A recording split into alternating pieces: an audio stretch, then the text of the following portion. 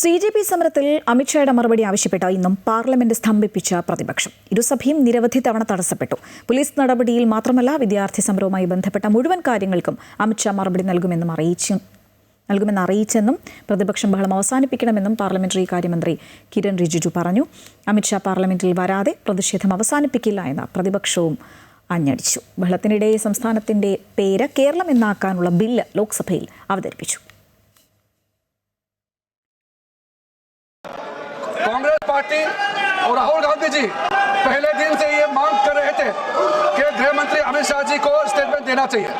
मैं बहुत साफ शब्दों से सरकार की ओर से कहना चाहता हूं, सरकार पूरा छात्र का मामले को लेकर के चर्चा के लिए तैयार है और स्टेटमेंट ही नहीं, छात्र का मामला को लेकर के पूरा चर्चा के लिए तैयार है और पूरा जवाब देने के लिए तैयार है।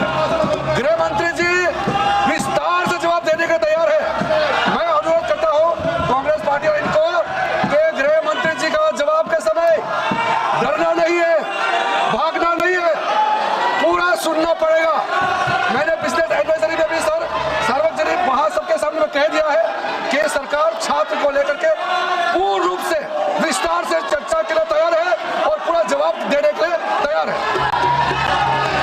माननीय पार्लियामेंट കൂടുതൽ വിവരങ്ങളുമായി ജിഷ്ണു കൃഷ്ണൻ ചേരുകയാണ്. ജിഷ്ണു, പാർലമെന്റ് ഇരുസഭകളും തുടർച്ചയായി സ്തംഭിച്ചുകൊണ്ടേയിരിക്കുകയാണ്. നിലപാടിൽ ഉറച്ചു നിൽക്കുകയാണ് പ്രതിപക്ഷം, ശക്തമാക്കുകയാണ് അവരുടെ നിലപാട്. മറുവശത്ത് ചർച്ചയ്ക്ക് തയ്യാറാണ്, മറുപടി പറയാൻ അമിത്ഷാ തയ്യാറാണ് എന്ന് അറിയിച്ചിട്ടുകൂടി ആ പ്രതിഷേധം അവർ അവസാനിപ്പിക്കുന്ന എന്ന് പാർലമെന്റിൽ കണ്ടത് എന്താണ്? CJP സമരത്തിലെ പോലീസ് നടപടിയിൽ ആഭ്യന്തരമന്ത്രി മറുപടി പറയണം എന്നാവശ്യപ്പെട്ടുകൊണ്ട് ഇന്നും പാർലമെന്റ് സ്തംഭിപ്പിക്കുകയാണ് പ്രതിപക്ഷം ചെയ്തിട്ടുള്ളത്. രാവിലെ ലോക്സഭ ആരംഭിച്ചപ്പോൾ തന്നെ പ്രതിപക്ഷം ബഹളം തുടങ്ങിയിരുന്നു. ആദ്യം 12 മണിവരെയും പിന്നീട് 2 മണിവരെയും പിന്നീട് ഇന്നത്തേക്കും ലോക്സഭ പിരിഞ്ഞിരിക്കുകയാണ്. അതിനിടയിൽ സംസ്ഥാനത്തിന്റെ പേര് കേരളം എന്ന മാറ്റുന്നതിനുള്ള ബില്ല് ലോക്സഭയിൽ അവതരിപ്പിച്ചിട്ടുണ്ട്. ആഭ്യന്തരമന്ത്രി അമിത്ഷായ്ക്ക് പകരം സഹമന്ത്രി നിത്യാനന്ദ റോയിയാണ് ആ ബില്ല് അവതരിപ്പിച്ചിട്ടുള്ളത്. ലോക്സഭയിൽ അതിശക്തമായ വാദപ്രതിവാദങ്ങൾ പ്രതിപക്ഷവും ഭരണപക്ഷവും തമ്മിൽ നടന്നു.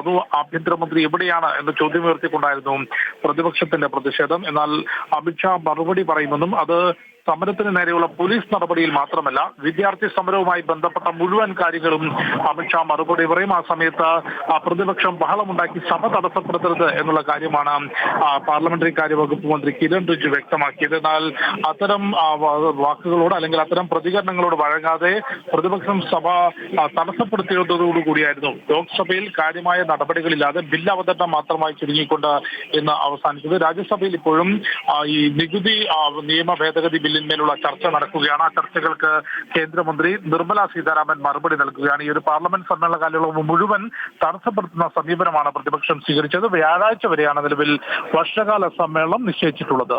ശ്രീജ. ശരി ജിഷ്ണു, പാർലമെന്റിനുള്ള വിവരങ്ങൾ പങ്കുവയ്ക്കുകയായിരുന്നു ജിഷ്ണു കൃഷ്ണൻ.